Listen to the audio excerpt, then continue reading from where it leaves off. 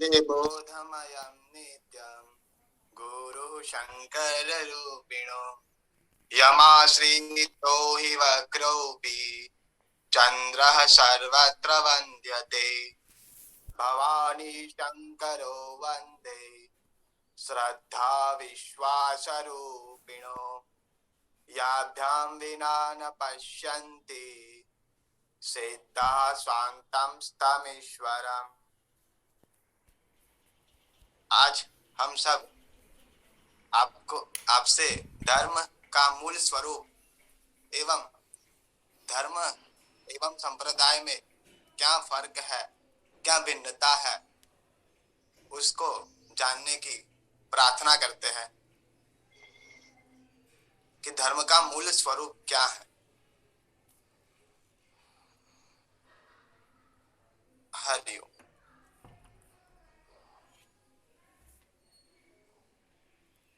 हरिओम। हाँ।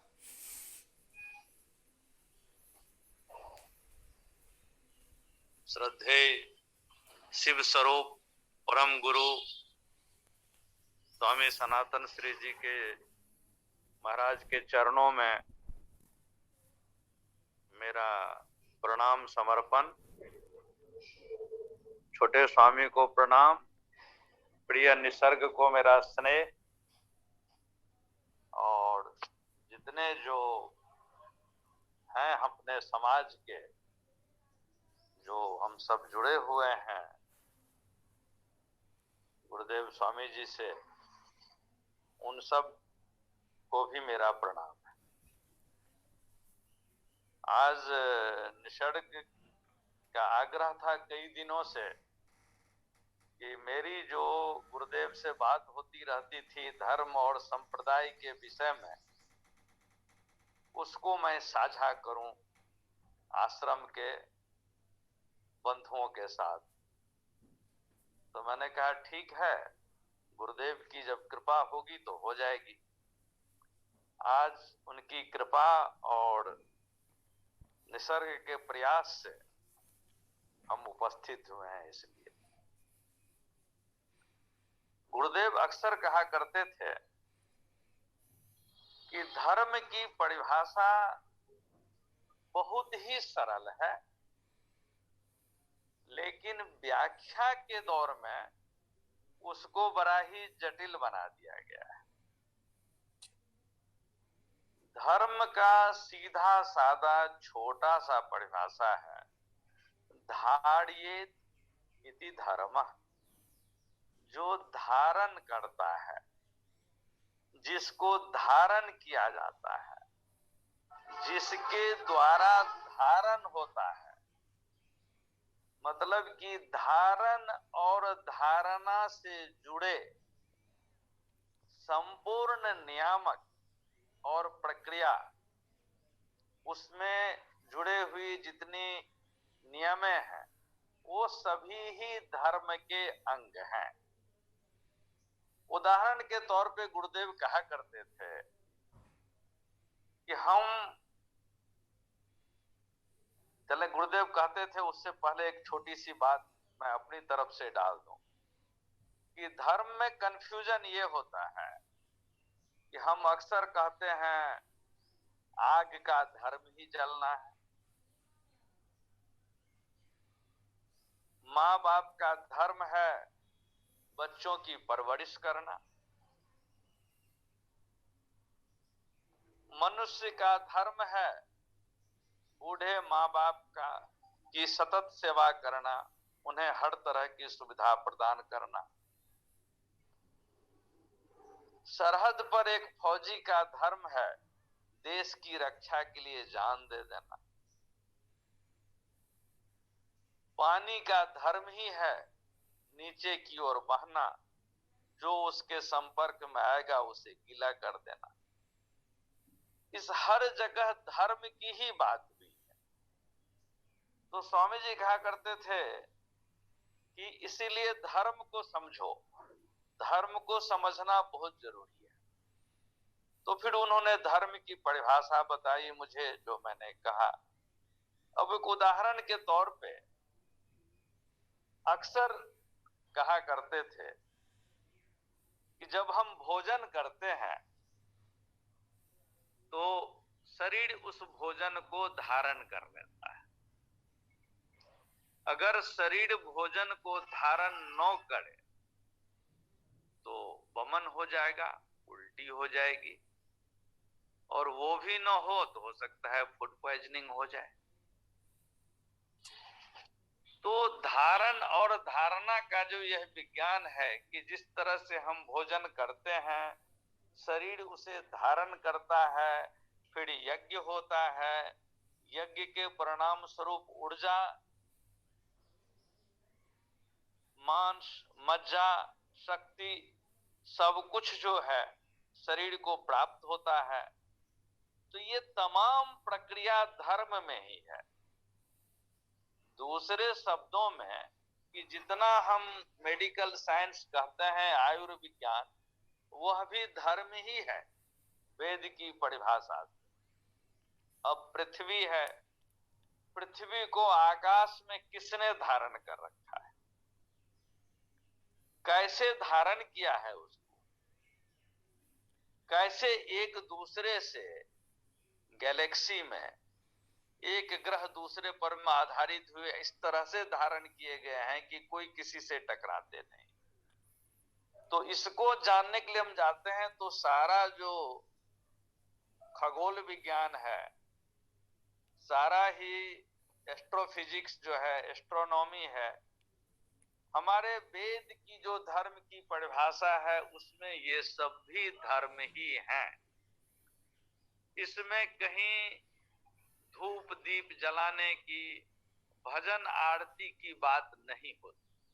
आग का धर्म जलना है तो आग किसकी भजन गाएगा, जल रहा है। तो हम धर्म को जब नहीं समझते हैं तो हम धर्म के ऊपर में चर्चा करते हैं, और चर्चा करते हुए हम बात का बतंगर बना देते हैं। गुरुदेव कहते थे कि आदि काल से मनुष्य की जो उत्कंठा थी, जो जिज्ञासा थी ज्ञान प्राप्त करने की, वह दो दिशा की ओर बढ़ी, एक बहिर् दिशा में, एक अंतर दिशा में। जब बहिर् दिशा में बढ़ी तो मनुष्य ने सोचना शुरू किया, ये आसमान नीला क्यों है, वर्षा क्यों होता है, इंद्रधनुष कैसे बनता है, कहां से ये उल्का पिंड आ जाते हैं। इस तरह की खोज जिज्ञासा मनुष्य के मन में जगी, यह बहिर् दिशा की ओर। दूसरी खोज जगी, मैं कौन हूं, कहां से आया, कहां चला जाऊंगा पुनः, ये सब कुछ तो ऐसे ही रह जाएगा। मेरे आने के पीछे उद्देश्य क्या था। तो मनुष्य ने उस दिशा में भी अपनी खोज बढ़ाई। जो बहिर् दिशा में बढ़ाया वह तो विज्ञान बन के हमारे समक्ष आ रहा, और जो अंतर दिशा में मनुष्य ने खोज बढ़ाई वही अध्यात्म के रूप में हमारे सामने आया। तो अध्य मतलब चारों ओर, गुरुदेव कहते थे अध्ययन से भी लेते हैं, आत्मा आत्मा है। तो जब हमारा मनन चिंतन आत्मा के चारों ओर घूमने लगे, मैं आत्मस्थ होने की प्रक्रिया में चला जाऊं, आत्मचिंतन करने लगूं, आत्म दर्शन करने के लिए ललायित हो जाऊं, तो मैं अध्यात्म के रास्ते की ओर अपना कदम बढ़ा चुका हूं। अब जितनी चीजें हैं कि हमको आत्म दर्शन के लिए आत्मस्थ होने की प्रक्रिया में क्या क्या आवश्यक है, उसके लिए भी एक तौर तरीका निकाला गया, और उसे गुरुदेव कहते थे कि यह स्वधर्म है। अगर मुझे भजन गा के शांति प्राप्त होती है और मैं आत्मस्थ होने की प्रक्रिया में हूं, तो भजन गाना, भजन सुनना ये मेरा धर्म, इसको हम लाद नहीं सकते। अगर हमको आंख मूंद करके प्रभु के श्री चरणों में ध्यान लगाना है, माधव के सुंदर स्वरूप को याद करना है, उनके सांवले सलोने चेहरे पर में केंद्रित होना है, घुंघराले बाल को देखना है, उनकी बोलती हुई आंखों से संवाद करना है, तो यह हमारा धर्म है। दूसरे को दूसरी भी प्रक्रिया हो सकती। तो ये बाह्य ज्ञान और अंतर ज्ञान में, विज्ञान और अध्यात्म के ज्ञान में यह फर्क रहा कि विज्ञान के नियमों के पालन करने के लिए कुछ अनुशासन की जरूरत है, जिसे सामूहिक रूप से लागू किया जा सकता है। लेकिन अध्यात्म के लिए, आत्मचिंतन करने के लिए, आत्मस्थ होने के लिए हमें स्वयं को अनुशासित करना पड़ेगा। हम अपना अनुशासन दूसरे पर थोप नहीं सकते हैं। अब किसी को आंख मूंद के ध्यान नहीं लगता है, वह खुली आंखों में भी ईश्वर के ध्यान में मस्त रहता है, सियाराम में सब जग जानी की स्थिति में है, तो उसको मैं जबरदस्ती नहीं कर सकता कि तुम आंख बंद करो। तो फिर सवाल उठता है कि यह जो अनुशासन की बात आई, जो सब पर थोपी गई, गुरुदेव कहते थे कि वहीं से संप्रदाय का जन्म हुआ। सबने अपने अपने तरीके से सत्य की एक झलक को देखा। वह यह नहीं समझा कि सत्य का विशाल स्वरूप, उसकी झलक पाने के अनेकानेक तरीके हैं, लेकिन हमने जो देखा वही हमको ज्ञात है, वही हम बता सकते हैं, और वही हम थोपने भी लगे। हमारी परंपरा चल पड़ी। गुरुदेव तो शिष्य बनाने की और इस परंपरा में विश्वास नहीं रखते थे। कहते थे कि संत जोड़ता है और पंथ तोड़ देता है, और शिष्यों की भीड़ का मतलब है एक पंथ का निर्माण। शिष्य ही बताओ। चेला न चंदा भज गोविंदा, चेला न चंदा भज गोविंदा, गुरुदेव कहते थे। तो लेकिन जब संप्रदाय बनता है, जब पंथ बनता है, तो सनातन धर्म के विशाल स्वरूप को में से छट छट के छोटे छोटे तिनके की तरह जो लोग निकले और अपनी अपनी जगह पर में उस नदी में द्वीप की तरह, उस नदी के किनारे में घाट की तरह बस गए, वही संप्रदाय। अब गंगा गंगोत्री से निकलती है, सनातन धर्म के विशाल धारा को उसमें देखने की जरा कल्पना करने की कोशिश कीजिए।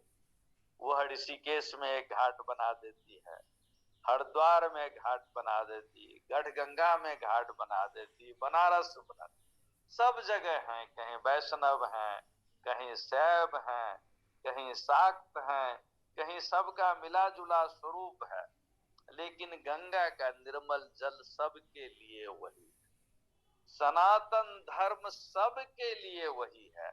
गुरुदेव कहते थे कि धर्म मात्र सनातन धर्म है, क्योंकि यह आदिकाल से चल रहा है, अनंत काल तक चलेगा। वही कि नौ ममार न जीर्यति, न यह पुराना होगा मरेगा, न यह पुराना होगा न यह मरेगा। जब तक सृष्टि है सनातन धर्म रहेगा।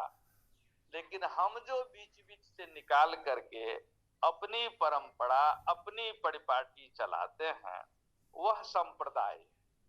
दुनिया में जो अलग अलग संप्रदाय अपने को आज अलग अलग धर्म घोषित कर रहे हैं, और हम भी उन्हें गाहे बगाहे परोक्ष या अपरोक्ष रूप से मान्यता भी प्रदान कर देते हैं, तब भी हम यह भूल जाते हैं कि यह वास्तव में मूल सनातन धर्म से निकला हुआ ही एक शाखा है। उदाहरण में गुरुदेव कहते थे, ऋग्वेद की पहली ऋचा को कहा करते थे, अग्नि मीले पुरोहितम यज्ञस्य देव ऋत्विजम होतारंग रत्न धातमम। तो गुरुदेव कहते थे ये जो अग्निम इले पुरोहितम, जिस अग्नि की पूजा हो रही है इसलिए कि पुरोहित के लिए। अब पुरोहित कहते हैं जो गांव में पूजा पाठ कराते हैं, लेकिन जो पुरु का हित चाहता है, पुर का हित चाहता है, वह भी पुरोहित होता है। पुर मतलब गांव शहर, और आत्मा के लिए यह देह ही पुर है।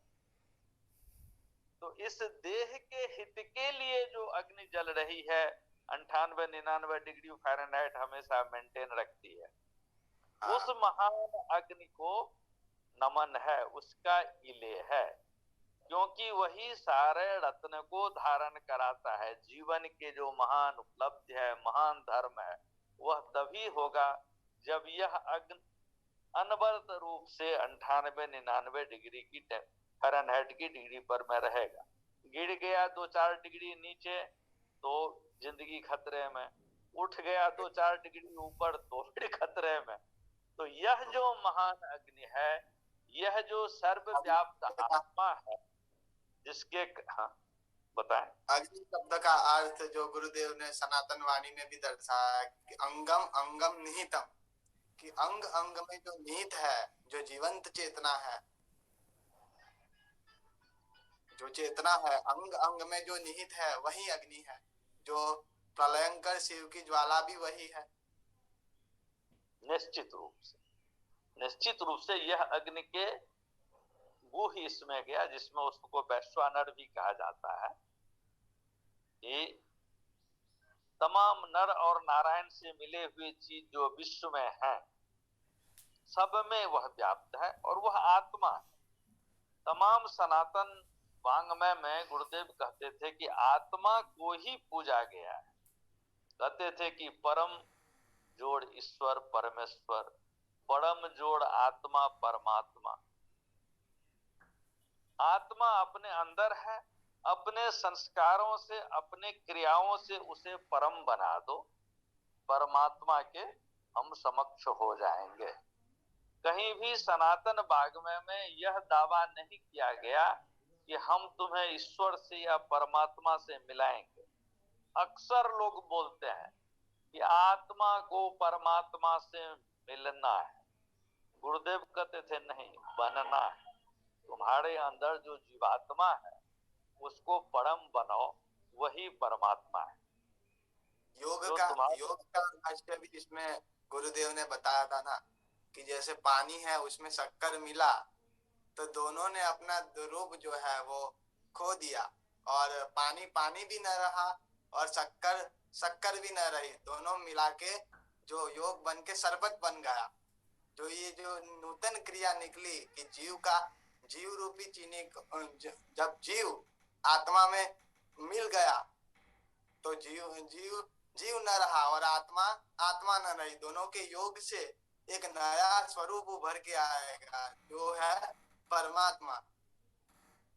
हाँ, और वही जीव जब आत्मस्थ हो जाता है, आत्मचिंतन करता हुआ, आत्म मंथन करता हुआ, आत्म कुंड में अपने ऐषणाओं को, इच्छाओं को, वासनाओं को जलाता हुआ जब एकाकार हो जाता है आत्मा से, तो वह आत्मा के सर्वव्याप्त स्वरूप से परिचित हो जाता है, जिसे आत्म साक्षात्कार या आत्म दर्शन कहा गया है शास्त्रों में।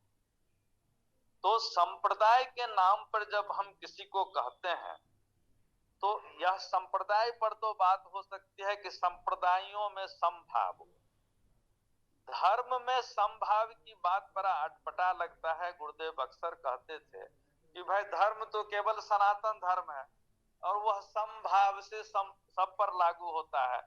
बताओ जीव मात्र में कहां पर में वो 98 डिग्री फ़ारेनहाइट नहीं चाहिए किसको?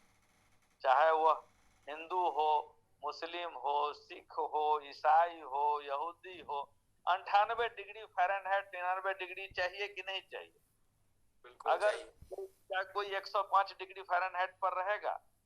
क्या कोई बिल्कुल 94 डिग्री फ़ारेनहाइट पर रहेगा? तो सनातन धर्म यह है जो सब में समान रूप से समभाव से व्याप्त है। तो धर्म में समभाव की बात जो है वह सिर्फ कंफ्यूजन, एक कंफ्यूज्ड स्टेट ऑफ माइंड जो है, जो सुलझित मानसिकता की बात नहीं करता। हाँ, जब संप्रदाय ले लेके हम खड़े हो गए, कहीं त्रिशूल लेके खड़े हो गए, कहीं चक्र लेके खड़े हो गए, तब संभाव रखना जरूरी है कि भाई आपके चक्र को मेरा नमन, मेरे त्रिशूल को आप भी नमन करें। और यही चीज जो है आजकल गड़बड़ क्या हो गया है कि लोग जो हैं धर्म की राजनीति को भूल गए हैं और राजनीति की धर्म में प्रवेश कर गए, या ये कहें कि राजनीति की जो धर्म है उसे छोड़ करके धर्म की राजनीति करने लगे हैं। क्योंकि राजनीति का अपना धर्म है, जैसे आग का धर्म जलना है, तो राजनीति का भी धर्म है, उसका पालन नहीं करके छोड़ के धर्म की ही राजनीति करने लगे हैं।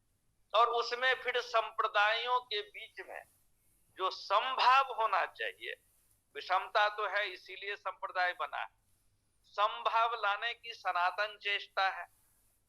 जो गुरुदेव कहते थे कि चेला चोली नहीं, नब चेला ने चंदा भज गोविंदा, पंथ बना दोगे फिर लड़ोगे, संत जोड़ता है पंथ तोड़ता है। सनातन धर्म जोड़ता है, धर्म जोड़ता है, संप्रदाय तोड़ता है।